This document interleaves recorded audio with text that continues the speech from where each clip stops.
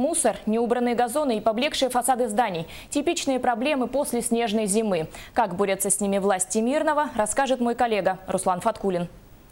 Нужно убирать вот эти лотки в любом случае. Здесь можно подправить, если это не нужно. Следить за чистотой и благоустройством города, сидя в кабинете, неэффективно. Таким принципом руководствуются члены межведомственной комиссии, которая еженедельно совершает поквартальный обход города. Главная задача представителей мэрии, коммунальных служб и контролирующих органов – увидеть своими глазами, насколько эффективно проводится благоустройство и саночистка города. Вот этот лоток-то нужно убрать еще. В центре города. Его, по идее, надо до самого дома. Давайте еще раз напишем, напомним. Напомним, что в год благоустройства нужно все-таки убрать. На этот раз члены комиссии осмотрели территорию 3-го и 4-го кварталов. Как признаются сами, одну из наиболее проблемных. Основной жилфонд здесь – деревянные дома. К тому же часть из них неблагоустроенная. Как правило, здесь намного больше мусора и бесхозных объектов. Например, вот такой контейнер.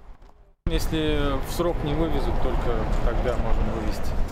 Так же, как и металлические гаражи, установленные на территории города Мирного.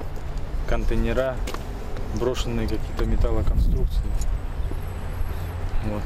Поэтому клейте объявления, давайте срок и контактные данные, куда можно обратиться за разрешением.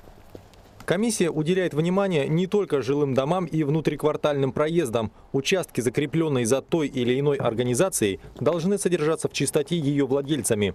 Например, если хозяин какого-либо магазина не особо соблюдает чистоту вокруг своего объекта, ему на это обязательно укажут.